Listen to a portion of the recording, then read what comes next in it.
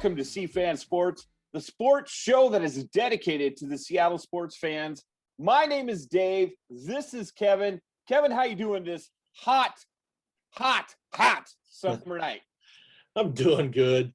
Hey, we're going to talk about the Seahawks for the next 10, 15 minutes.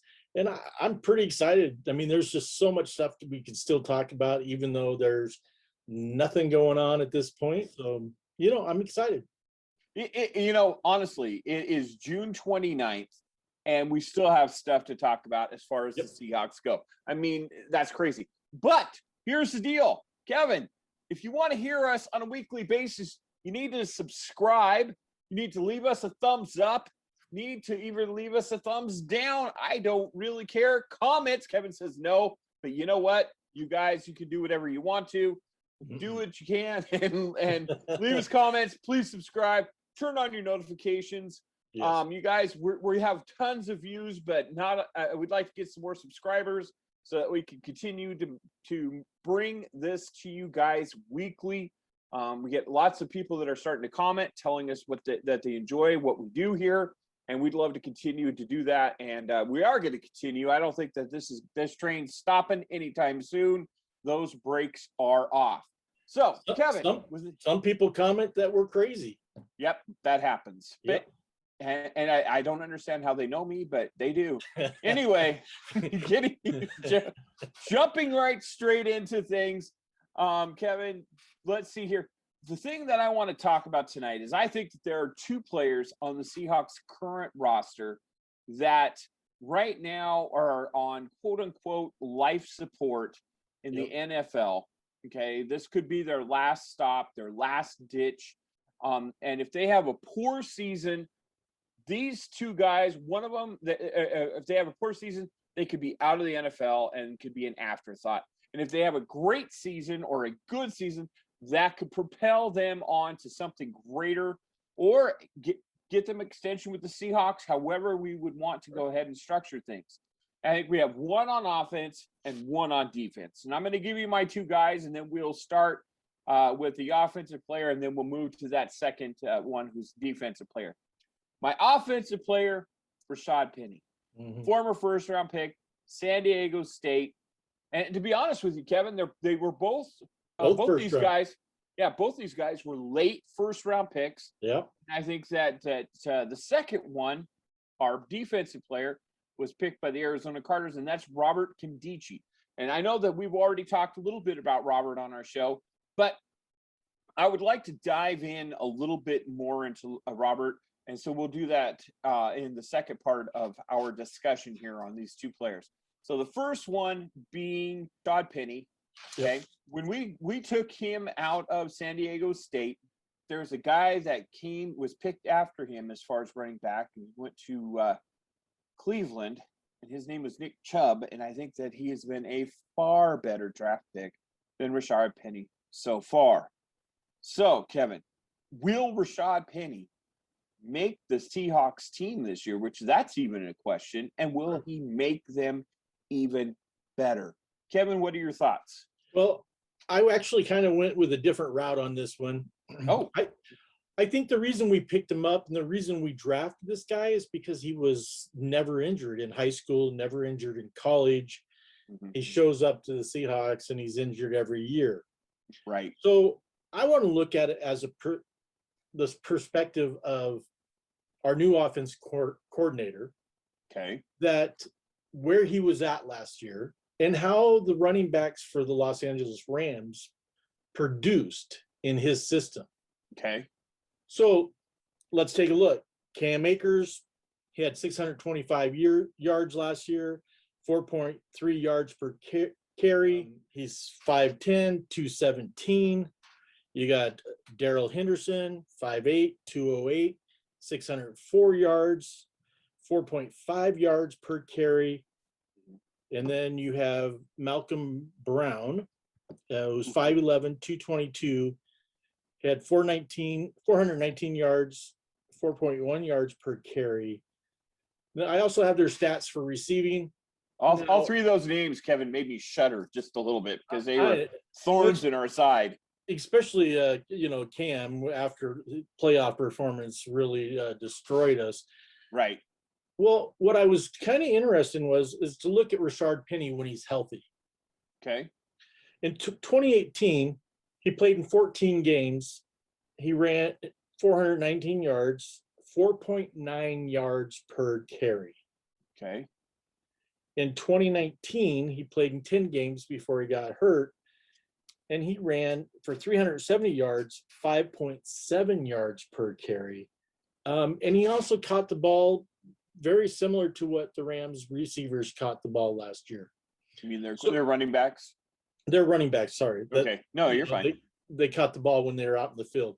Mhm. With Shane Waldron's new offense system, I believe that we're going to throw more tight ends, more running backs are going to get the ball.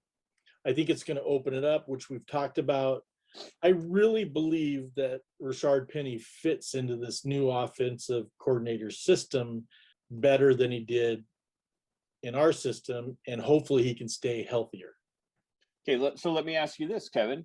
Mhm. With that being said, is he a better fit than Chris Carson, in your opinion? Boy, that's a good one. Chris Carson's got great hands. Mm-hmm. He's proven it year after year. I think Chris, if they're not stacking the box like they have been forever on Chris, I think he could probably stay healthy. Man, he's a force. I don't think it's gonna.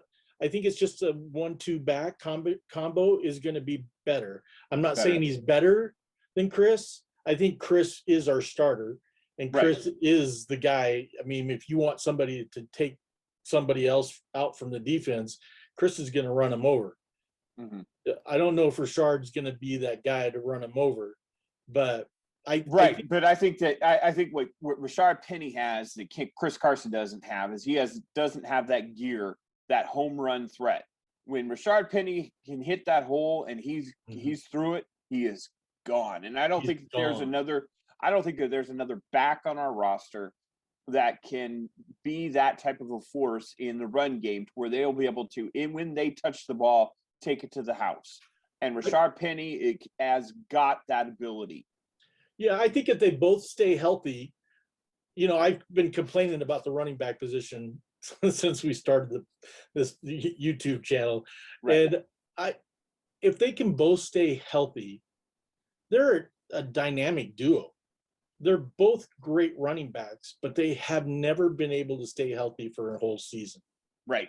So that's my concern. Can they stay healthy? If they can, Rashard's going to help this team. Mm-hmm. I hope so. Because he only had 10 carries last year, and it was at 3.4 yards a carry, which wasn't very good, was not very productive. In fact, I was looking forward to him coming back last year, and was not real impressed with what we got. But from what I understand, everything I've heard, he looks good in camp.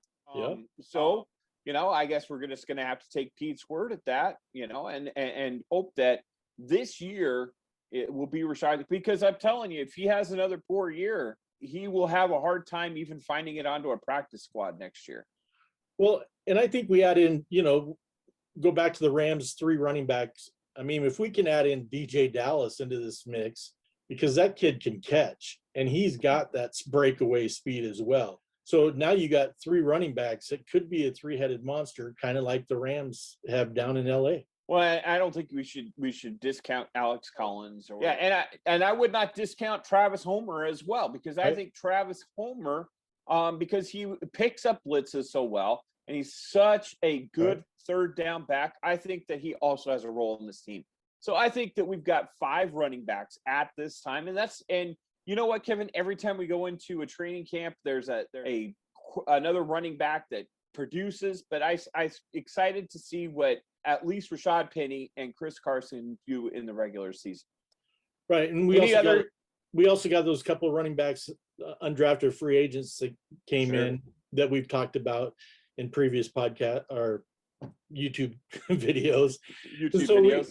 So we could talk about them too. But you're right. I think we got 5 guys that could all play in this league if they can stay healthy.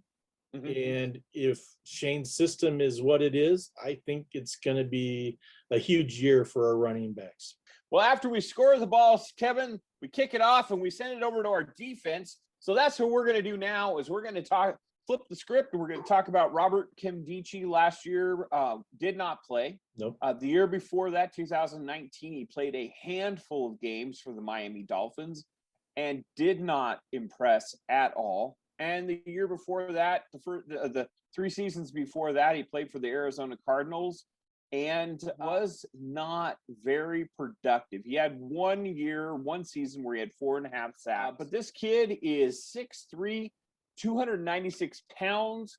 He's 26 years old, so still very much in the prime of his career. Was a number 1 consensus defensive tackle coming out of high school, going into college. Played at Ole Miss and tore things up at Ole Miss, so much so that he became a number 1 draft pick. Kevin, I see him as, like I had talked a little bit before, and hopefully I'm not taking any of your luster, but he is very much a boom or bust pick. So he's not going to cost as much. Nope. But if this kid can come in, and everything I have heard about what he is saying, he's saying that he understands the opportunity that he has currently. Yeah. And it's something that when he came out of high school, he thought it was going to be given to him and that he didn't have to earn it. And he finally understands that, well, I'm going to have to get out there and earn this. And there is not a better organization that takes players off the scrap heap and makes them better than they were before than it is Seattle Seahawks. And what they will do with Robert Nkemdiche, I honestly feel if he comes in, he gives us the passion and gives up the effort that he had with the 29th pick in the NFL draft in 2016, if he could come in and be that guy, then I think that losing Jaron Reed and is not going to be significant at all. Yeah, I'm kind of a little skeptical on the guy. I like him. He is unbelievable. The physicality of this guy, the talent of this guy is unbelievable. So today I watched this tape on the combine. That guy is a freak of athlete. I mean, he's got all the abilities. My concern is the mental side of the game. We talked about it. He thought that he didn't have to do anything, that he was just that much more talented than everybody else. Which he was. Well, if you look at it, he was in high school. He was in high school and college, but not in the NFL. And it takes, you know what, Kevin? There are still players that in year 5, which basically this is year 5. This is the breakout year. Well, in the year that he did have the best stats was the 2018, the third year in the league, the year that he got hurt, and that's when he went down and had the knee injury, and I think the knee injury pretty much took him out even the year that he was in Miami, and that's why he just did not have it. I watched a video today that said that he was tearing it up in training camp his rookie year, and they thought he was going to be the man. But when the season started, he just disappeared. Right.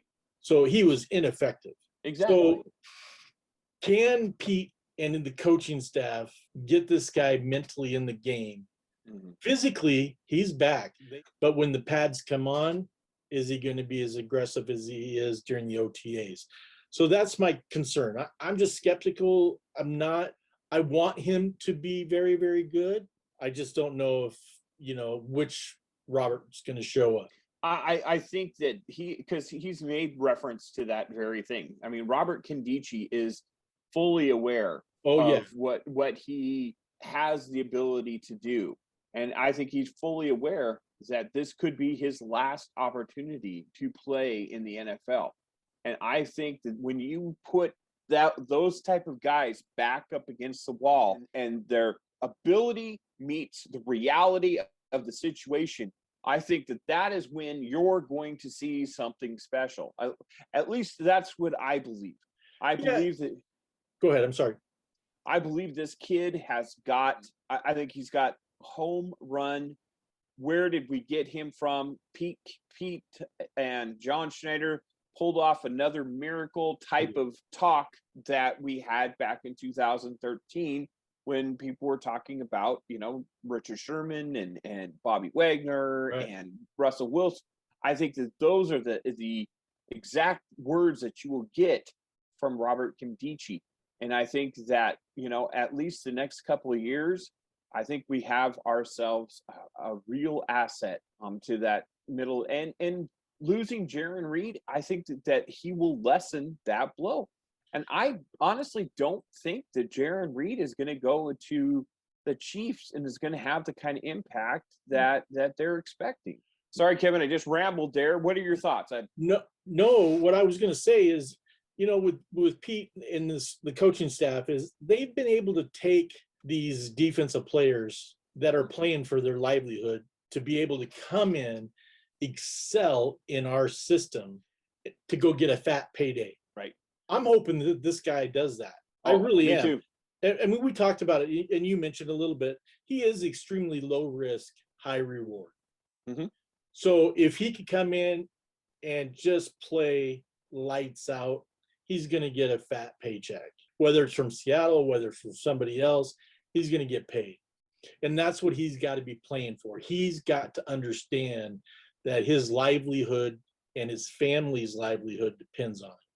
Well, Kevin, I think that's exciting. If you guys think Robert Nkemdiche is going to be a great baller for us, if you think that Rashard Penny is going to be a great baller for us, make sure you leave those comments down below. We'd love to be able to hear what you have to say. One last thing that I would like to really kind of talk about, Kevin, is kind of how excited I am about possibility of being able to go into the throwback uniforms and get on some of the gray pants, the white jerseys, the gray helmets, the old Seahawk emblem. I'm a little excited about that. Kevin, you have any thoughts on the fact that we'll be able to throw back to the good old days when we were kids? No, I don't have a comment. I stumped him, ladies and gentlemen. No, I do like the throwback, when I'm watching the Mariners and they have the throwback, games. Some of them are pretty good. Some of the uniforms, I hope they'd stay away. Now, the Seahawks original uniform, I think it would be fun to play, have them play in that, but I don't want it to come back. So, well, I disagree. I would love to. In fact, I would love to see when Tampa Bay comes to town. I'd like to see Tampa Bay in their old uniforms with the orange and the that would be fun. That would be fun game. Yeah. All right, Kevin. I'll agree with you. I think we got another week in the books. There you go. Enthusiasm all around from Kevin. All right, Kevin. See you next week. Peace out. See ya. Peace. Go Hawks. Go Hawks.